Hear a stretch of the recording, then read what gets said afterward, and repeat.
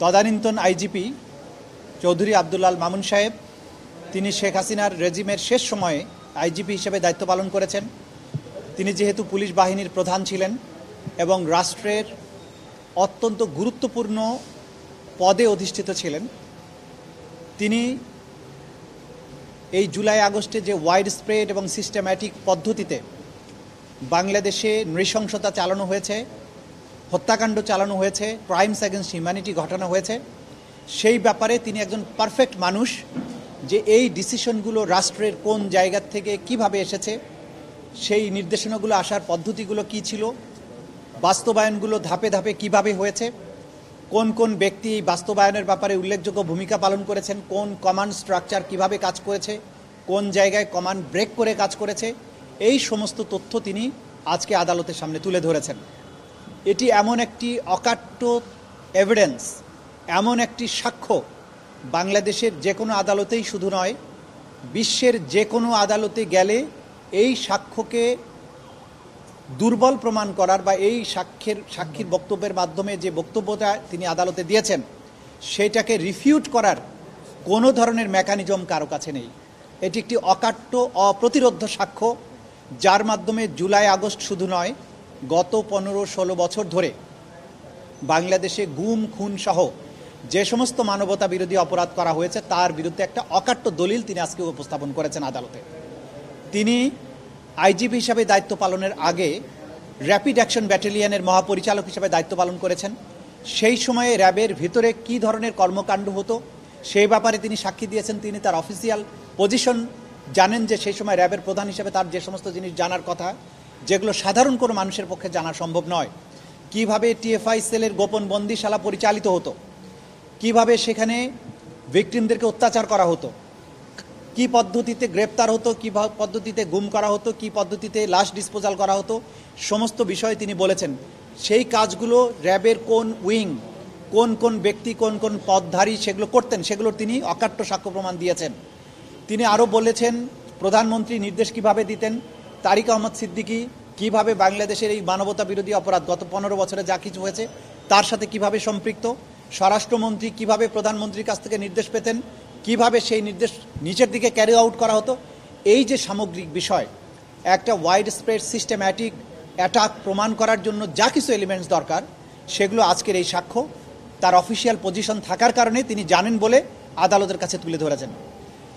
তিনি অপরাধ স্বীকার করেছেন, একই সাথে সত্য উদ্ঘাটন করেছেন এবং আদালতের কাছে প্রার্থনা করেছেন তাকে যাতে ক্ষমা করা হয়, কিন্তু সেটার চূড়ান্ত সিদ্ধান্ত নেবার ক্ষমতা আদালতের। এখানে প্রসিকিউশনের কোনো ভূমিকা নেই। তিনি নিজের বিবেকের তাড়নায় অপরাধ স্বীকার করেছেন, নিজের পক্ষ থেকেই আবেদন করেছিলেন অ্যাপ্রুভার হওয়ার। আদালত সেই অনুযায়ী অ্যাপ্রুভার সাময়িকভাবে তাকে করা হয়েছিল। আজকে তার বক্তব্য গ্রহণ করেছেন। চূড়ান্ত সিদ্ধান্তের মধ্য দিয়ে তার ব্যাপারে আদালত কি সিদ্ধান্ত নেবেন সেটা নির্ধারিত হবে। কিন্তু আমরা যেটা বলবো, আজকের এই সাক্ষীর বক্তব্যের মাধ্যমে আমরা এই সমস্ত অপরাধীদের বিরুদ্ধে যে অপরাধগুলো প্রমাণ করার চেষ্টা করছিলাম সেটি একটা মারাত্মক অকাট্য দলিল হিসেবে আজকে উপস্থাপিত হয়েছে। আমরা আশা করছি সামনের দিনগুলোতে একই রকমের অকাট্য অথবা তার চেয়েও শক্তিশালী প্রমাণ আরও আদালত উপস্থিত করব এবং সমস্ত প্রমাণ উপস্থাপনের মাধ্যমে এই মামলাটির একটা চূড়ান্ত নিষ্পত্তি হবে। এই হত্যাকাণ্ডের জন্য তিনি কাকে দায়ী করেছেন, কার নির্দেশে হয়েছে, কি বলেছেন? ওনার আবেগটা আর ওনার উৎসাহ কেন উনি এবং শেখ হাসিনার নির্দেশে জুলাই আগস্টের গণহত্যা সংঘটিত হয়েছে।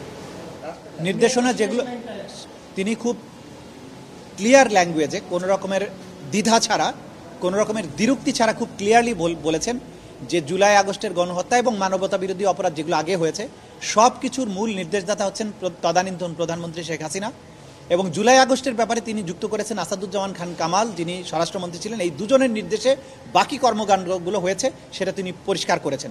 তিনি আরও পরিষ্কার করেছেন পুলিশের মধ্যে কোন কোন কর্মকর্তা অতি উৎসাহী ছিলেন, কোন কোন কর্মকর্তা কমান্ড স্ট্রাকচার ভঙ্গ করে কাজ করতেন, কী ধরনের অপরাধ তারা সংগঠিত করতেন, সব কিছু তিনি ব্যাখ্যা করেছেন। আপনারা আদালতে ছিলেন, আপনারা সবাই শুনেছেন।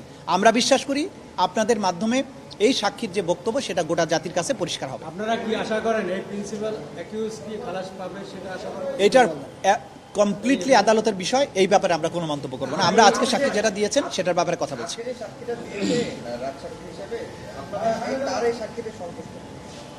আমরা সন্তুষ্ট অসন্তুষ্ট কোনো কিছুই বলবো না, এটা চূড়ান্ত নিষ্পত্তির সময় আর্গুমেন্টের মাধ্যমে আমরা বলবো সন্তুষ্ট কিনা, এবং আদালত সিদ্ধান্ত নেবেন যে সাক্ষ্য তিনি দিয়েছেন সেটা ট্রু অ্যান্ড ফুল ডিসক্লোজার হয়েছে কিনা। সুতরাং এই স্টেজে জাস্ট কি বলেছেন সেটাই আপনাদেরকে বলতে পারবো, এর উপরে কমেন্ট করার সময় এখনো আসেনি। উনি কয়েকটা মিটিং এ ছিলেন, মানে কোর মিটিং এ। জি, পুলিশের আইজি ছিলেন, র্যাবের ডিজি ছিলেন, উনি ডিআইজি ছিলেন। এই যে পদগুলো উনি ব্যবহার করেছেন এবং রাষ্ট্রীয় যে একটা বড় বাহিনীর উনি প্রধান ছিলেন, সেই সময়ে যে সমস্ত গত 15 বছরে তো অনেক অপরাধ হয়েছে, তো বাহিনীর প্রধান হিসেবে শুধু একটি সাক্ষী দেওয়ার কারণে কি তার আগের সব দায়বদ্ধতা চলে যাবে? এটা আদালত নির্ধারণ করবেন, এটা আদালত নির্ধারণ করবেন। কারণ হচ্ছে আমরা যে মামলাটার এখানে বিচার্য আজকে, সেটা হচ্ছে জুলাই আগস্টে যে সংগঠিত মানবতা বিরোধী অপরাধ সেই চ্যাপ্টারটুকু। এর বাইরে গুম এবং এক্সট্রা জুডিশিয়াল কিলিং গত 15 বছরে যা কিছু আছে সেগুলোর কিন্তু আলাদা আবার বিচার আছে। সুতরাং উনি যে মামলায় সাক্ষী দিচ্ছেন সেই মামলার ব্যাপারে যতটুকু বক্তব্য সেটাই আদালত গ্রহণ করবেন এবং সেই অনুযায়ী নির্ধারণ করবেন যে তার ব্যাপারে আদালত কি দৃষ্টিভঙ্গি গ্রহণ করবেন। এটা কমপ্লিটলি আদালতের বিষয়। মনোজিৎ প্রেসিডেন্ট, উনি কোর কমিটির মিটিং হতো স্বরাষ্ট্রমন্ত্রীর বাসায়, সেখানে উপস্থিত থাকতেন। পরে যখন 4 আগস্ট আরও মিটিং হলো, গণভবনে মিটিং হলো, সব জায়গায় তো তিনি ছিলেন। তো তিনি যতই মানে রাজসাক্ষী হিসেবে সাক্ষ্য দেন কিনা, কিন্তু তিনি তো কোনো কিছু বাধা দেননি। মানে এতে কি তার যে জুলাই আগস্টের যে মানবতা বিরোধী অপরাধ, সেটাতে কি তার আপনারা সাংবাদিক হিসেবে প্রশ্ন করতে পারেন যে তিনি কি বক্তব্য দিয়েছেন, তার বক্তব্য গ্রহণযোগ্য হবে কিনা, খালাস হবে কিনা, এটা তার আইনজীবীরা অথবা ডিফেন্সের আইনজীবীরা আর্গুমেন্ট করুক। এটা আদালত নির্ধারণ করবেন তার দায় আছে কিনা, সেই দায়ের কারণে ক্ষমা পাবেন কিনা, কতটুকু শাস্তি দেওয়া হবে, এটা আমাদের এই পর্যায়ে বলার বিষয় নয়, এটা কমপ্লিটলি আদালতের বিষয়। Thank you.